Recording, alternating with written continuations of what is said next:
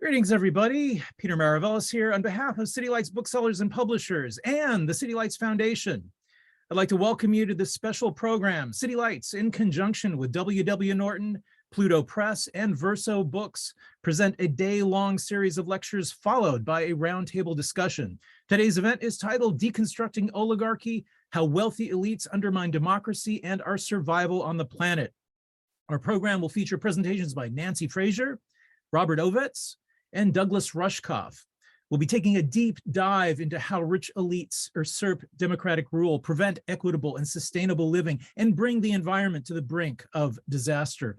We'll also be thinking about strategies for how we transition from the rule of the few to more just, fair, and livable models of existence.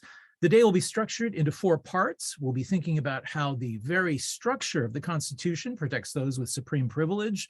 We'll also be looking at the way the political structure supports a capitalism designed to serve the very few, and then examining the thinking, the philosophy, and the memes that support such a system. We'll wrap up things with our final session, thinking about how all the pieces fit together and offer suggestions for rebuilding a society that values mutual regard, responsibility, and sustainability. Before we begin, I'd like to acknowledge we are beaming to you from the unceded ancestral grounds of the Ramaytush Ohlone peoples, also known as the San Francisco Bay Area. I would like to take this moment to pay tribute to those who have come before us as stewards of the land with an offering of respect. So what is oligarchy anyway? The Oxford English Dictionary defines the word oligarch as, and I quote, an extremely rich and powerful person, especially a Russian, who became rich in business after the end of the former Soviet Union. So the origins of the word itself go back to Greek roots. Derives from oligoi, referencing the few, and archein, which means to rule. References can be found in the work of Aristotle, where he used the word to describe a privileged few exercising despotic power for corrupt purposes. So in our contemporary mainstream media in this country, the word is primarily used in reference to bad foreign actors. And it's fascinating to note that during the trial of Paul Manafort, the presiding judge asked prosecutors to stop using the word oligarch when referring to US citizens because of its pejorative connotations. Now, this was in reference to the wealthy pro-Russian politicians who employed Donald Trump's former campaign manager in Ukraine. I would say this judge may have been a bit misinformed. Bad actors don't exist in spite the system. It's looking more and more that the system produces them. So all one has to do is observe how recently multi-billionaire Charles Koch has funneled millions of dollars from his corporate PAC to support far-right candidates that are election deniers. So our environment begins to resemble something from the Weimar period. It's not hard to draw analogies to how wealthy German industrialists of that period were courting National Socialists. So it's important for us to be able to use the word oligarch in a domestic context. It is no mistake or innocent omission that the idea of campaign finance reform rarely appears in the mainstream media or is the subject of serious debate in government. Today, for our purposes, the word oligarch shall refer to those who don't just hold power and money, but who control enough resources to influence politics and government for their own benefit and purposes. We'll be drawing upon a direct connection to how they are supported by the system they appear to be feeding off of. So our first session is titled We the Elites. It is named after the book We the Elites, Why the US Constitution Serves the Few. It's published by Pluto Press. And we are honored to have with us its author, Robert Ovetz, to open the day's proceedings. Robert Ovetz is a senior lecturer in political science at San Jose State University. He is the author of When Workers Shot Back, Class Conflict from 1877 to 1921, and he's the editor of Workers' Inquiry and Global Class Struggle. He has been studying the ways in which the Constitution serves as a kind of a rule book for elites to protect capitalism from democracy. So please join us now in welcoming Robert Ovetz to get our first session started. Welcome to City Lights. There you go. Thank you, Peter. Great. Thanks Welcome. for that incredible introduction. I couldn't have said it better about oligarchs. In fact, the problem with oligarchy, or what I often refer to as plutocracy, rule by the rich, goes back to the Roman god of Pluto, the god of the underworld of miners and of the rich. This is one of a long list of problems that we have faced in the United States for many decades. Problems that go unresolved, unaddressed, which we sometimes hear about during election time, only to fade away when elections are over. We all know about these problems: mass shootings, the overturning of the longstanding precedent of Roe v. Wade, wealth inequality, which Peter, you were just talking about quite well, the problem of exploding costs of housing and homelessness, of corporate power, of oppressive labor law that makes it virtually impossible to organize a formal and legal union in the country, police shootings and killings, and let's not forget endless war and government mass spying on its own populace and on other people around the world. Why do these problems continue unresolved, unaddressed? We tend to think that it has to do something with partisanship. We hear a lot about the evils of partisanship, the two main dominant parties essentially defending their interests and refusing to compromise and make concessions in order to do the business of the people. We also hear that this is the result of many Americans being disengaged, uninterested, not voting at high enough levels, voting for the wrong people. We hear the explanation for all these problems stemming from almost anything except the very problem that really causes these problems, and that is the Constitution. And after teaching thousands of students over the past couple of decades about the Constitution in intro-level political science classes, I decided I had to write a book about it, because many young people are cynical and turned off. They get it. Our system just doesn't change. We see these problems that I listed, and I forgot climate catastrophe, get worse and worse, but nothing changes. We're told that the Constitution is a flexible document that was designed to promote democracy and allow the rule of the majority and of the people, and to be able to facilitate change. And yet we have very little change. And when change does come, it can be change that's not wanted by the majority, for example, overturning Roe v. Wade, or it's change that comes as a result of mass upheaval. For example, the limited reforms of policing that happened after millions of people went into the streets a few years ago during the renewal of the Black Lives Matter movement. So why does this happen? Ultimately, we have to look back at the Constitution itself. We have to look at who the framers were, what kind of people were they, what kind of government were they trying to create to replace the Articles of Confederation, which they were extremely dissatisfied with, and look at how they designed the system essentially to embed it with numerous what I call minority checks that protect the property elites from the will of the economic majority. And most people would refer to this essentially as the ruling class, or the oligarchs, as Peter talked about, or plutocrats, and the working class. We often forget to use the word working class. We hear there's a middle class, but apparently the working class has disappeared. Not so. The reality is that the Constitution favors the elites. It gives them the opportunity to constrain political democracy and prevent economic democracy. And what I'm going to talk about for the next 20 minutes or so, and I hope to leave a little bit of time if anybody wants to ask a question or have a discussion, which will also continue later this afternoon when I join Nancy and Douglas on the joint panel to talk about this problem of plutocratic or oligarchic rule in our country. So why was the Constitution designed this way? We've got to go back to the 1780s, especially when the revolution ends, to understand what was going on in what will become the United States. Just a couple of years before the revolution ends, the Articles of Confederation is finally ratified after a long struggle, but it leaves the 13 states as essentially free and independent states. And for the most part, there's a lot of satisfaction with this system. But at the top, the ruling elite of each state have deep concerns. They're worried essentially about what I describe in my book as the three interconnected insurrections. The ruling elite faced three threats. Now, we often hear these threats are from England ruling the high seas. We hear about it in terms of the French and the Spanish, but what we don't really fully hear about and learn about is that the ruling elites were being challenged in these three ways. First, they were being challenged by slaves who were increasingly engaged in rebellions, carrying out arson attacks,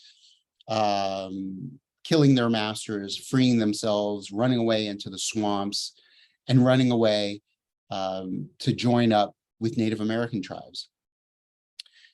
The second threat that they faced were armed Native peoples.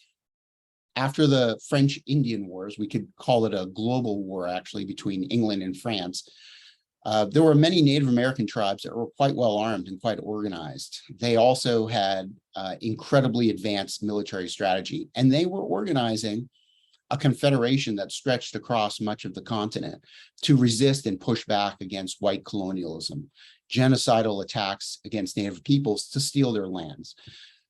And the third, and the one that we know even less about, is that subsistence farmers, and essentially they're the backbone of the working class at the time, along with skilled workers in the urban areas. There were very small towns, and laborers. There weren't that many of them, but these small farmers were the majority of the state's populations. They were organizing themselves for political power. And in some states, they formed themselves into political parties.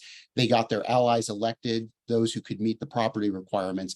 And in some states, they were passing very democratic measures to impose control over the emerging capitalist economy from below. Things like debt forgiveness and slowing down the collection of debts. They were setting up land banks where farmers could borrow based on the value of their land. In some cases, they were imposing price controls. Inflation was incredibly high after the end of the revolution. So this triple insurrection was a threat to the elites at the time. And so when they finally are able to get together enough people in Philadelphia in the summer of 1787, what they're looking to do is to constrain those forms of political democracy at the state level and prevent further economic democracy. In other words, they created a constitution that was what they called the federalist system, although that term was manipulated at the time and flipped into its opposite. The system that we have was designed because the elites that show up in Philadelphia, the 55 elites, are, without exception, white men of affluence. Some of the richest men in the states at the time, among them George Washington, probably the richest man at the time, oversaw the convention. And among the poorest at the convention were modestly wealthy. There were no skilled workers. There were certainly no slaves. There were no women. There were no indentured servants. There weren't even small merchants. And there certainly weren't any subsistence farmers. When they meet in Philadelphia, they're overthrowing the Articles of Confederation. Even though they were not allowed to replace it, they were tasked specifically by Congress to just propose amendments to the Articles. Within 2 days, they've already thrown that out. They've thrown out the document entirely. And what they end up writing is a document that will protect their interests and give them minority vetoes to prevent any further change from an organized majority, an economic majority that will protect their property. The most important form of property at the time, slavery. Slaves and the institution of slavery is even more valuable than land. Land was abundant then. It was incredibly cheap. A lot of that land could not be used because Native Americans were attempting to get back some of their lands. But slavery becomes the primary forms of property, the primary form of property that the Constitution was designed to protect. And why did the framers do this? Why did they design a system where they got the final say on decisions? And that was fundamentally because they feared the people. They feared democracy. Over and over again, they denounce democracy as tyrannical, anarchic. They describe the people the ordinary people, the vast supermajority of the population, as the mob, as tyrants, as rabble. They referred to majority rule as tyranny of the majority. And this runs through not just Madison's famous Federalist Number 10, but it runs through many of the letters, the debates, the pamphlets, as well as the Federalist Papers that I reviewed in doing research for this book. They feared that if the common people continued to have the kind of levels of political influence they had in many states, like in New York and Pennsylvania, and even to some degree in Georgia, that it would result in a tyranny of the majority. It would result in a breakdown of the Articles Confederation and lead to the formation of multiple different countries. It would also prevent them from forming the most important prize of all, an integrated national capitalist economy, which they couldn't form because each state had different policies. They issued their own forms of money, as Congress did also during the Revolution. They had their own trade rules. They made different laws about commerce. They taxed imports not only from abroad, but from other states because they were seen as independent countries. And this prevented the formation of an integrated national economy. And nobody other than Alexander Hamilton was the leader in the effort to create a system of governance that would allow them to set up, promote, and protect a single national capitalist economy than Hamilton. Now, if you've seen the play like I have, I've seen it twice. I love that play. I love the music, the sets, the lighting, but it's full of historical inaccuracies and just outright myths. One thing it never really addresses is Hamilton's design for an integrated national economy, particularly to protect slavery. We get at the end his surviving widow talking about his efforts with the Manumission Society. But of anybody, Hamilton set up the national economy as the first Secretary of the Treasury, appointed before even the Secretary of State or the Secretary of or the Attorney General in the Washington administration. He set up the national economy and funded it primarily with the proceeds from slavery. So for the framers, their fear of democracy, which I think is best said by Madison, and I want to share a passage from you from Federalist 10 if you've never had a chance to read it.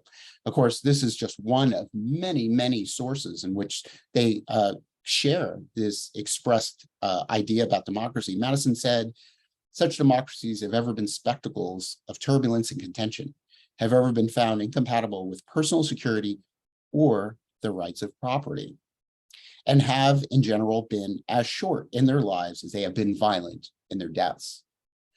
So essentially what Madison and his fellow framers were able to do was look across their own particular differing interests. Merchants who had few or no slaves, slave owners who also differed among themselves.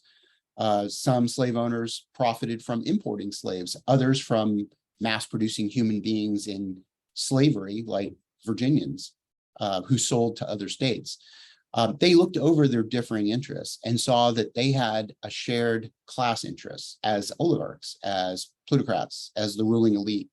And so when they meet in Philadelphia behind closed doors with the windows shaded under an oath of secrecy, which many of them broke, including Madison, by taking notes and at the end of his life publishing his notes on the proceedings of the Constitutional Convention, they agree to make compromises with one another to create a system that they can, in total, as a class, share control over. Now, Madison is perhaps the most important Federalist of all, the most important framer of all, because in some ways, he's the primary driver of the convention. But he wasn't alone in sharing these ideas. As I mentioned before, Hamilton denounced democracy as amazing violence and turbulence of the democratic spirit. After all, Hamilton proposes having a constitutional monarch. His idea is rejected after an 8-hour speech laying out his own plan. Now, historians won't teach about the Hamiltonian plan. They talk about the New Jersey and the Virginia plans, but Hamilton's plan is completely ignored. However, most of his plan gets implemented, although he doesn't really have a lot of influence. His ideas are realized ultimately, even when he becomes Secretary of the Treasury. So in short, we should think about the framers as not being pro-democratic. They don't believe in democracy. They don't believe in the rule of the people, the demos of democracy. They believe in forming a system that's more like Rome, rule of the elite. And so as I try to teach my students, they preferred Rome over Athens. They didn't want the average person really having any say. Now, one of the things that also drives them to Philadelphia is the Shea's rebellion that had been happening over the winter before, when Revolutionary War veterans armed themselves and marched on local courts to stop the foreclosures of their farms, where they couldn't pay taxes in cold hard cash that the state had been imposing on them to repay outstanding creditors. This rebellion was a demonstration to many of the framers about the ability of the ordinary people, not just to organize and have political power using legal means, but even using armed struggle. John Adams, who becomes our first vice president, and who's not at the Constitutional Convention with Jefferson, he's away in Europe as an ambassador, but he's writing from abroad. And he had earlier warned in his classic book on republics that democracy, quote, wastes, exhausts, and murders itself. And he even felt, quote unquote, terror when he thought about elections, which he said were, quote unquote, productive of horrors. So these folks are in agreement. They're not designing a system, in fact, that allows people to rule. In fact, they're designing a system to prevent we, the people, from ruling. They did this because they could see those three insurrections, those three insurrectionary threats, and their influence on the states. And so they sought to design a system that would prevent further change, and particularly if change happens, that it be slow and that it have numerous opportunities for those who are opposed to change to block it by just winning once anywhere in the constitutional system. George Washington, in writing about the Shea's rebellion, warned that this was an example of mankind left to itself, left to themselves, or unfit for their own government. So they saw themselves as ultimately building in the ability to block or slow down change that would threaten their property interests. For example, they didn't empower the ordinary people to be able to vote. Of our three branches, only part of one branch was designed to have a direct immediate vote, the House of Representatives. It's not until the early 1900s that the Senate is changed by amendment to allow direct vote for the Senate. We still don't vote directly for the president or the vice president, and we see the terrible consequences of that with the former President Trump's seditious plot to overthrow the elections. We also never got ever the right to vote on the Constitution. And we, like the population of Chile just last month, we also have never had the right to vote on any changes to the Constitution, unlike about half the states that allow the initiative process. So from the very beginning, very little of the system allows a direct vote, and it creates a complex design, purposefully designed system that makes it almost impossible to be able to make change quickly or at all. They designed the system to essentially give the advantage to the elites by putting in place of the system numerous opportunities for roadblocks and impediments to block the majority's will. So, for example, we've all seen the Schoolhouse Rock video, I grew up with it, of how a bill becomes a law. And if we just briefly look at that process for how a bill becomes a law, we can understand how the Green New Deal, proposed about 4 years ago to address the catastrophic threat of climate catastrophe, was transformed into the Inflation Reduction Act, which has just market incentives for getting companies and consumers to shift over to green tech. Well, why is that? Because in the long process, the Green New Deal was blocked at virtually every turn. In any committee, if they vote no, that bill can be dead. Even if the bill had passed, as it did in a kind of symbolic form, the House of Representatives, it has to pass the Senate Otherwise, that bill's dead. But even if a bill passes both houses, let's say even with every vote, all 535 voting members of Congress, there's still the opportunity to block it with the unelected president issuing a veto. And it's virtually impossible to override a veto because you need 2/3 of both houses, which rarely ever happens. But let's say a bill like the Green New Deal passes, it's signed by the president. Well, it can be challenged by a state that refuses to implement its responsibilities, perhaps, or by a right-wing nonprofit or law firm. And it goes to the federal courts, and up it goes to the Supreme Court, only to have the Supreme Court rule that it's unconstitutional, that it's a violation of the Fourth and Fifth Amendments, protection for property, due process for property, and just compensation for the taking of property. So all through our system, there are minority checks. These are just a few of the many dozens of ways that anybody opposed to change can block change. And that's been the experience that we've had for now 233 years since the Constitution has been in effect and Washington was sworn in, that to make change requires dramatic political upheaval that often results in a short-term reform to meet the demands of the insurgent population, but over time becomes turned into its opposite or is slowly whittled away or overturned altogether, as we've seen now with Roe v. Wade as a result of the Dobbs ruling this summer. Another way that the framers designed the system of our constitutional government to protect elite interests is by giving rights to property. What a lot of people don't realize is that there's virtually no rights in the articles of the Constitution before it's amended that address the rights of people. Habeas corpus exists, but it can be revoked. The right to vote, to run for office is, the right to run for office is limited. There's no mention of the right to vote. And the first rights that people really start getting is as a result of the opposition of the anti-federalists to the ratification of the Constitution. As a result of that growing opposition that almost tanks the ratification of the Constitution, some of the federalists say, okay, we will take up your proposed amendments in the first Congress, and we famously get 17 amendments that Madison drafts in a watered down version to be non-threatening. And of the 12 sent out to the states, 10 are famously ratified, not all of which deal with rights of people, for example, the 10th Amendment. But what they do, and what is not really apparently is not obvious, is they protect property. Throughout the Constitution are references to property. Those references, however, are disguised by euphemisms, what the late comedian George Carlin called weasel words, that protect slavery and the institution of that protect the institution of slavery and the property of human beings as slaves. This is referenced in the 3/5 clause in Article 1, and then references to persons or people.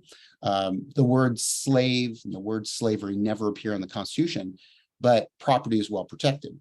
It's also protected in other ways by transferring power from the states to regulate commerce, contracts, and bankruptcies up to Article 1, so that it's now Congress's responsibility to make it a lot harder for the will of the majority to impose any constraints or regulations or limits, or even to abolish property. And then in the Bill of Rights, we get even more protections for property in the Fourth Amendment and the Fifth Amendment, as I just mentioned, which ultimately makes it impossible for, say, somebody to come along who is to the left of Bernie Sanders and get elected and have a mass movement that forms a political party and sweeps control of both houses, only to pass, say, a democratization of all private property. That could easily be overturned by the Supreme Court by just referencing the Fourth and the Fifth Amendments and the 14th Amendment, which also repeats due process for property. So these systems of roadblocks and impediments throughout the Constitution were intentional. Both Madison and Hamilton talk about the need for what in Latin is divide et imperia, or divide and conquer. Madison says, divide et imperia, the reprobated axiom of tyranny, is under certain qualifications the only policy by which a republic can be administered on just principles. In other words, for Madison, the best protection for property is to keep the population divided. And how do they do that? By designing, for example, separate districts for the House of Representatives. And although there is nothing in the Constitution that requires only one person to be elected to represent those districts, this becomes immediately the model that we are still stuck with today. And that Madison says very plainly in Federalist Number 10 again, that large districts are great for keeping the people divided by their own distinct and differing interests. The larger the district, the better. In Federalist Number 43, he repeats this idea and warning that in a large country, it'd be difficult for the majority to unify because, quote, the people are broken into so many interests and parties that a common sentiment is less likely to be felt and the requisite concert less likely to be informed by a majority of the whole. Hamilton repeats this basic idea in his Federalist paper to justify the Electoral College, essentially pointing out that the Electoral College requires separate elections in every state and avoids having a single election where we count all the votes and it allows the voters to mobilize behind a popular candidate. So the Constitution was designed rather than the way we're taught as children, if you grew up in the United States, as promoting democratic change or empowering we the people, that the Constitution was really designed to block change rather than to promote it. What we refer to as checks and balances and the separation of powers, where different powers are put into Articles 1, 2, and 3, and then the federal system is shares power with the states. These principles don't reflect a protection just against the formation of a new monarchy or a dictator, such as the former President Trump, who looks like he wanted to stay on as president for life. It also, most importantly, prevents rule by the majority. It prevents economic democracy. By keeping those powers separated, by putting in these checks allow those who are in the minority, of which those super wealthy Peter was referring to earlier, are actually a small proportion of the US population. We're talking about tens of thousands of people of the wealthiest. If it was truly one person, one vote, they would be outvoted every time. And Madison was pretty smart. He looked into the future and he saw that demography is destiny. And in several places even refers to being concerned that ultimately over time, the electorate of free laborers will grow, and that will swamp the influence of the southern slave states. Most slaves were actually located in the southern states at the time of ratification. So to return to what I was saying from the very beginning, is that these problems continue to fester, unaddressed and unaffected.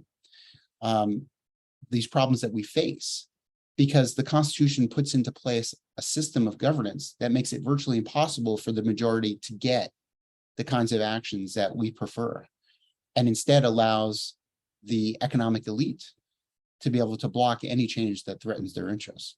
That's how we can get a bill that purports to address climate catastrophe while actually channeling tens of billions of dollars of subsidies to polluting companies to continue to pollute, except with better green tech to pollute a little bit less. So what's the solution to this? What's the answer? And I think we'll be talking a lot more about this with Nancy and Douglas in the next sessions.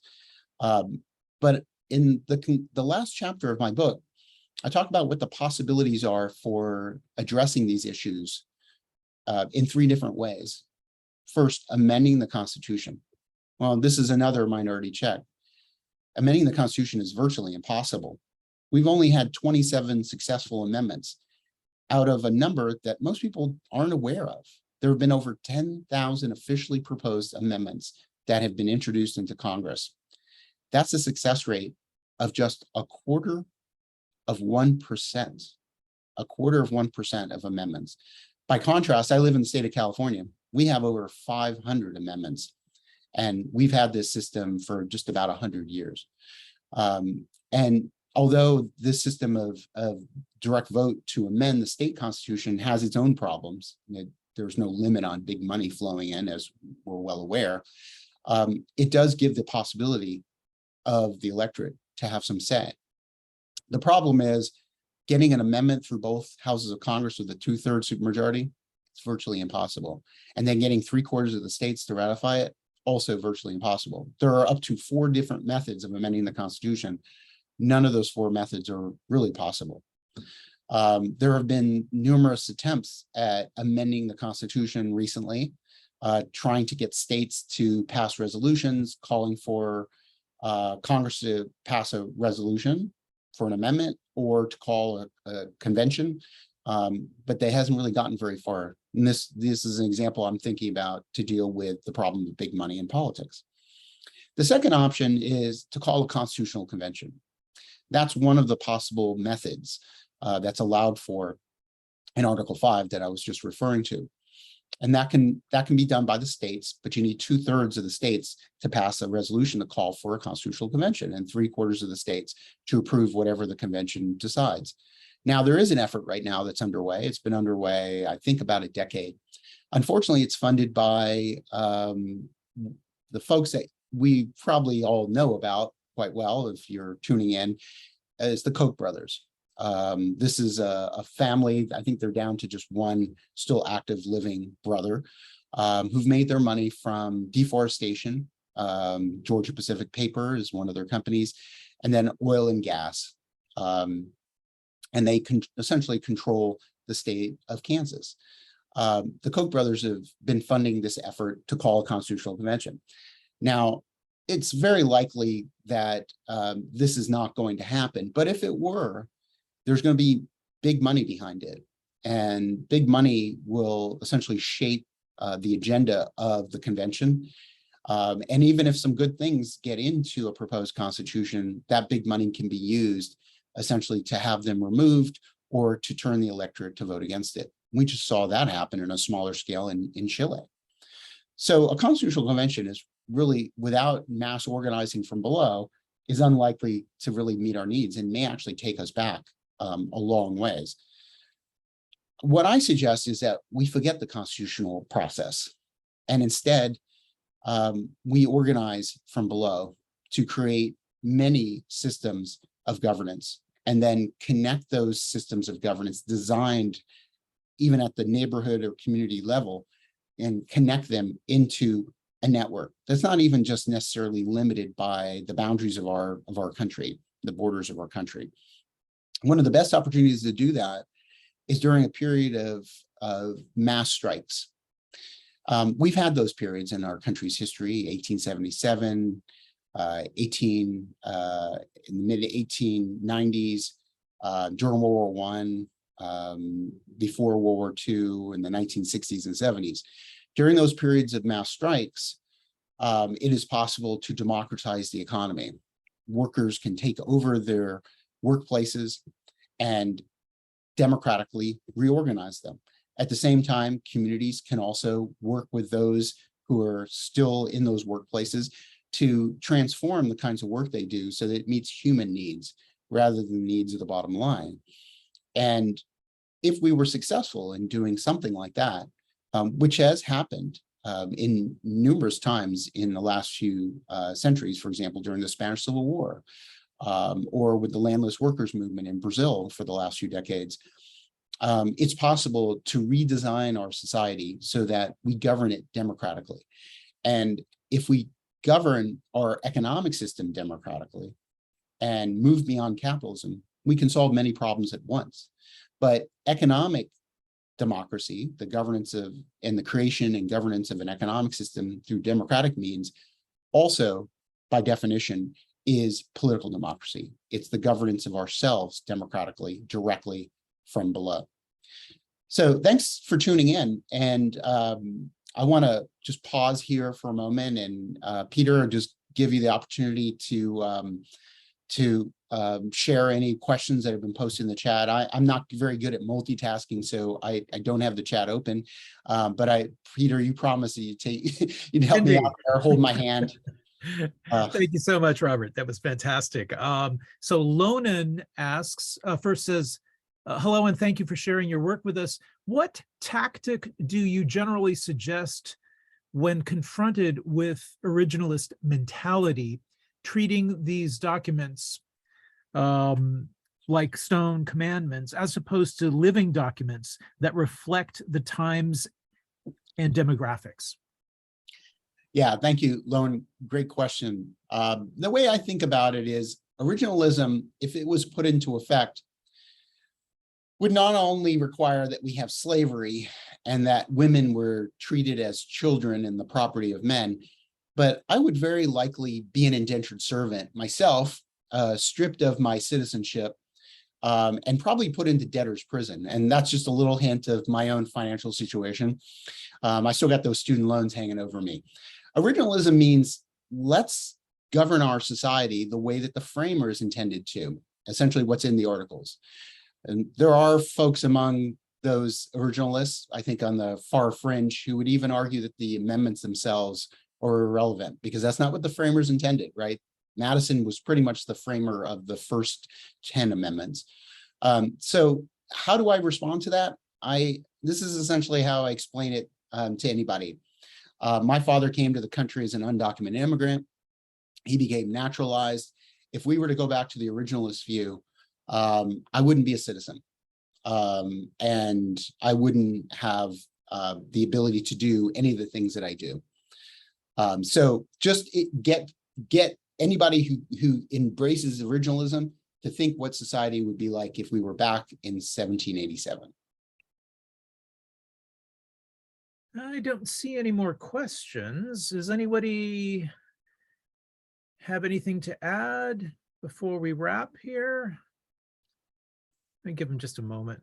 See. So I'd like to just make a call out. You know, we've had hard times the last few years, of course, and bookstores like City Lights are still kicking it. And you know, before we started, Peter and I were just talking about, you know, when he ended up becoming a City Lights employee 3 decades ago, and when I first started visiting City Lights back in the 80s, when a friend of mine had moved out here before I lived in California, and said, we got to go down to this bar next door, and there's this great bookstore next door, and City Lights is still there. And I just want to do a shout out for Peter, and I want to thank you for hosting me and organizing this series of panels. And but I do want to encourage folks that if you can, order my book from City Lights and order Nancy's and Douglas's book from City Lights and help them survive for decades to come. You know, if you don't know the history of City Lights, it was founded by Lawrence Ferlinghetti, one of the famous beat poets and very much an anti-war activist, somebody I admired for many decades. And so thank you, Peter, for organizing this, and thank all of you for helping City Lights stay City Lights. Well, Robert, thank you for those kind words, and we really greatly appreciate your participation today. We look forward to seeing you at the roundtable discussion. Also want to thank all of you in the audience for joining us. You always help complete the circle. We've posted links with which you can get copies of We the Elites. Also want to remind you, our next session will be at 2 p.m. Pacific, 5 p.m. Eastern. We'll be joined by Douglas Rushkoff. His presentation is called Survival of the Richest. If you haven't already registered, please do. I've posted links in the chat with that. This event has been brought to you by City Lights in conjunction with W.W. Norton, Pluto Press, and Verso Books. All City Lights events are made possible by support from the City Lights Foundation, continuing the legacy of our founder, Lawrence Ferlinghetti, into the future through public events like this one, our publishing program, and educational outreach, all dedicated to sustaining a vibrant community of readers, writers, and independent thinkers. So be safe, be well, everyone. We hope to see you shortly.